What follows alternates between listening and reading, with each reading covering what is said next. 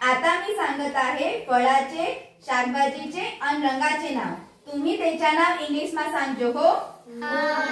संत्रा, ऑरेंज, डाळिंब, ग्रेप, केळा, बनाना, कलिंगड, वॉटरमेलन, पपा, पपाया, पेरू, गुआवा, आंबा, मैंगो, मिरचू, चिल्ली, वाळू, कुकुंबर, कांदा, अनियन, कोंबडी, हेड, बोकडे, गोट, डोबोड, काव, खडे, टायगर, मांजरे, केट, उंदीर, रेड, कुत्रा, डॉग, तांबडे, रेड, धवळा, व्हाईट, पिंजरा, येलो, निळा, ग्रीन.